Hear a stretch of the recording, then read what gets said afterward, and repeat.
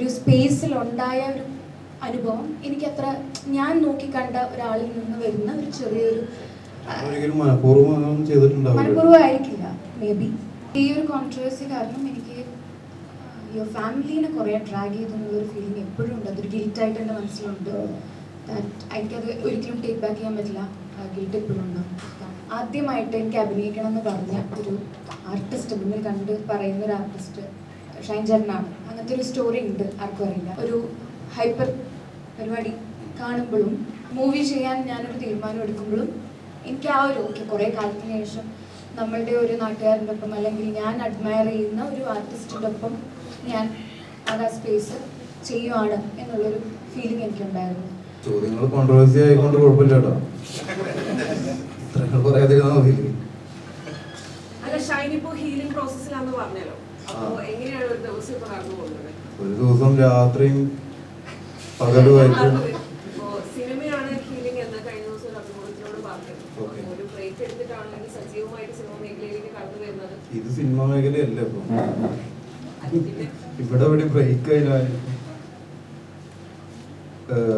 ഇതിന്റെ ഇടയിൽ ഇപ്പൊ ഒരു മാസം ഒരു തരത്തിലും ഷൂട്ട് ചെയ്യാൻ പറ്റില്ല. എന്നാലും നമ്മൾ ഇന്റർവ്യൂസ് ഒക്കെ കൊടുക്കുന്നുണ്ട്. ബ്രേക്ക് ആയിട്ട് അവരെടുക്കാൻ പറയുന്നുണ്ട്. പക്ഷെ മാക്സിമം ബ്രേക്ക് എടുക്കാതെ മുന്നോട്ട് പോകാനുള്ള പരിപാടിയിലാണ്.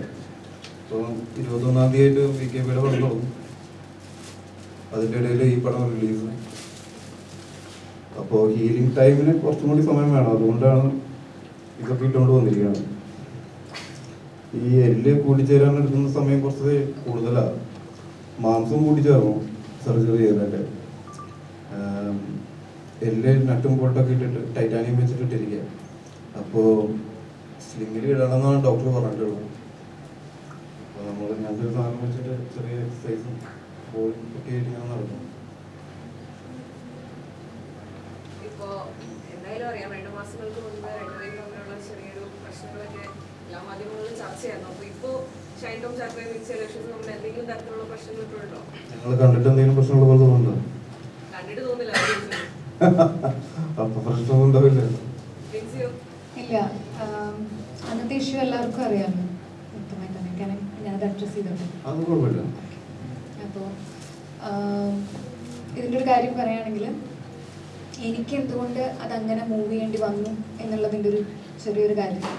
ഇപ്പം ഷൈൻ ചേട്ടൻ സിനിമയിലോട്ട് വരുന്നത് കമൽ സാറിൻ്റെ അല്ലേ? അല്ല, കമൽ സാർ ത്രൂ അല്ലേ? അതേപോലെ ഒരു കാലത്ത് ഞാൻ +2 പഠിക്കുന്ന സമയത്ത് വിജയമാല സ്കൂളിൻ്റെ മുന്നിൽ എനിക്ക് ആദ്യമായിട്ട് എനിക്ക് അഭിനയിക്കണം എന്ന് പറഞ്ഞ ഒരു ആർട്ടിസ്റ്റ്, മുന്നിൽ കണ്ട് പറയുന്ന ഒരു ആർട്ടിസ്റ്റ് ഷൈൻ ചേട്ടനാണ്. അങ്ങനത്തെ ഒരു സ്റ്റോറി ഉണ്ട്, ആർക്കും അറിയില്ല.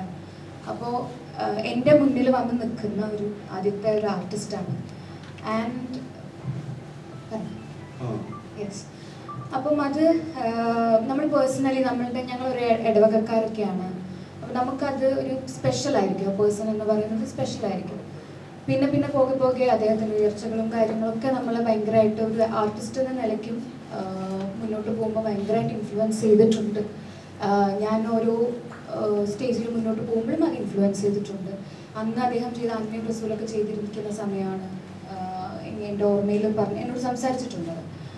ആൻഡ് ആഫ്റ്റർ ദാറ്റ് കുറേ കാലങ്ങൾക്ക് ശേഷം പല ഇൻ്റർവ്യൂസൊക്കെ കാണുമ്പോഴും ഒരു ഹൈപ്പർ പരിപാടി കാണുമ്പോഴും എന്നോട് ഞാൻ പലരുടെയും വാച്ച് ചെയ്യാറുണ്ട്. ഐശ്വര്യ ലക്ഷ്മിയൊക്കെ പറഞ്ഞു കേട്ടിട്ടുണ്ട്, ഷൈൻ എന്ന് പറയുന്നത് ഇൻ പേഴ്സൺ അങ്ങനെയല്ല എന്നുള്ളതുണ്ട്. അപ്പോൾ നമ്മൾ മൂവി ചെയ്യാൻ ഞാനൊരു തീരുമാനം എടുക്കുമ്പോഴും എനിക്ക് ആ ഒരു കുറേ കാലത്തിന് ശേഷം നമ്മളുടെ ഒരു നാട്ടുകാരൻ്റെ ഒപ്പം അല്ലെങ്കിൽ ഞാൻ അഡ്മയർ ചെയ്യുന്ന ഒരു ആർട്ടിസ്റ്റിൻ്റെ ഒപ്പം ഞാൻ ആ സ്പേസ് ചെയ്യുവാണ് എന്നുള്ളൊരു ഫീലിംഗ് എനിക്കുണ്ടായിരുന്നു. And we did it. അടിപൊളിയായിരുന്നു. ഒരു കാര്യത്തിൽ എനിക്ക് ഒരു തരത്തിലും ഇതുവരെയും ഒരു മാറ്റില്ലാത്തൊരു കാര്യം വെച്ചാൽ അടിപൊളി പെർഫോമറാണ്. ഒരു വ്യക്തി എന്ന നിലയ്ക്ക് എനിക്ക് പേഴ്സണലി അറിയില്ല. പിന്നെ ഒരു സ്പേസിലുണ്ടായ ഒരു അനുഭവം എനിക്കത്ര ഞാൻ നോക്കിക്കണ്ട ഒരാളിൽ നിന്ന് വരുന്ന ഒരു ചെറിയൊരു മനഃപൂർവ്വമായിരിക്കില്ല മേ ബി. പക്ഷേ ഇതൊക്കെ നമ്മൾ സംസാരിച്ചതാണ്. പക്ഷെ ഞാനത് എക്സ്പെക്ട് ചെയ്തില്ല. ഞാനും അങ്ങനെ എക്സെപ്റ്റ് ചെയ്തില്ല.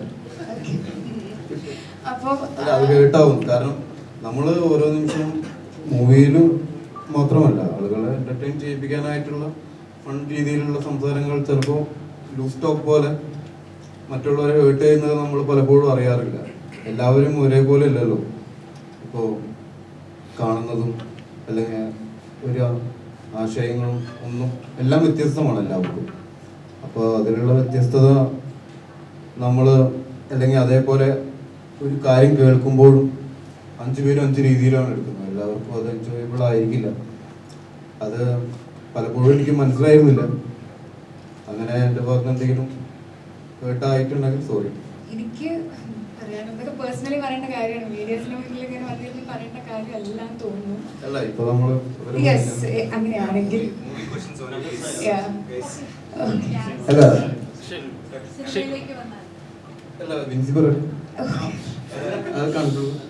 let me conclude it if we both are okay. Let's conclude it. ഇത്രയും ഒരു കോൺട്രവേഴ്സി ആയിട്ടുള്ള ഒരു വിഷയമായിരുന്നു. അപ്പം എനിക്ക് ഒരൊറ്റ കാര്യമുള്ളത് ഉണ്ടായിരുന്നത്, ഇപ്പം ക്യൂ സ്റ്റുഡിയോയിൽ തന്നെ ചേട്ടൻ പറയുന്നുണ്ട്, കാര്യങ്ങൾ അഡ്മിറ്റ് ചെയ്യുന്നുണ്ട്. ആൻഡ് ആ മാറ്റത്തിൽ എനിക്ക് വേറെ എന്തുകൊണ്ടാണ് പിന്നെ ഹോൾഡ് ബാക്ക് ചെയ്യുന്നത്, അല്ലെങ്കിൽ ഒരു ഒന്നിൻ്റെയും പിടിച്ചു വെക്കേണ്ട ഒരു ആവശ്യമുണ്ടെന്ന് എനിക്ക് തോന്നുന്നില്ല. ആ മാറ്റം എന്ന് പറയുന്നത് ഇദ്ദേഹം എന്ന് പറയുന്ന വ്യക്തിയോട് അത്രയും റെസ്പെക്റ്റ് ആണ് എനിക്കിപ്പോൾ ഫീൽ ചെയ്യുന്നത്. അത് ഞാനും അത്ര പെർഫെക്റ്റ് ആയിട്ടുള്ള ഒരു പേഴ്സണൊന്നും അല്ല, but I respect that. And എനിക്കത് അത്ര എനിക്ക് പറയാനുള്ളൂ. അല്ല ഞാൻ വിചാരിക്കുന്നത് എപ്പോഴും മാറ്റം ഉണ്ടാവേണ്ടത് നമ്മളിലാണ്, എന്നിൽ നിന്നാണ്, അല്ലെങ്കിൽ നമ്മളിൽ നിന്നാണ് മാറ്റങ്ങൾ ഉണ്ടാവുന്നത്. നമ്മൾ ക്ലിയർ ചെയ്തിട്ട് എന്തെങ്കിലും മുന്നോട്ട് പോകാനുണ്ടെങ്കിൽ അത് ക്ലിയർ ചെയ്ത് മുന്നോട്ട് പോകാൻ നമുക്ക് അവസരം തന്നിട്ടുണ്ട് ഈ ജീവിതത്തിൽ. ആ അവസരം കിട്ടുന്ന സമയത്ത് നമ്മളത് ഉപയോഗിക്കുക. ആൻഡ് ഈ ഒരു കോൺട്രവേഴ്സി കാരണം എനിക്ക് യുവർ ഫാമിലീനെ കുറേ ഡ്രാഗ് ചെയ്തെന്നുള്ളൊരു ഫീലിംഗ് എപ്പോഴും ഉണ്ട്. അതൊരു ഗിൽറ്റായിട്ട് എൻ്റെ മനസ്സിലുണ്ട്. എനിക്കത് ഒരിക്കലും ടേക്ക് ബാക്ക് ചെയ്യാൻ പറ്റില്ല. ഗിൽറ്റ് എപ്പോഴും ഉണ്ടാവും. അത് പ്രശ്നമൊന്നുമില്ല. അവർക്ക് പറഞ്ഞാൽ മനസ്സിലാവും. കാരണം അവർക്കും നമ്മളെപ്പോലെ അല്ലെങ്കിൽ പെൺമക്കളുള്ളതല്ലേ. അപ്പോൾ എന്താണ് ഒരു പെൺകുട്ടിക്ക് കേട്ടാവുന്നത്, എന്താണ് ഒരു ആൺകുട്ടിക്ക് കേട്ടാവുന്നത് എന്നുള്ളവർക്ക് മനസ്സിലാക്കാൻ പറ്റും.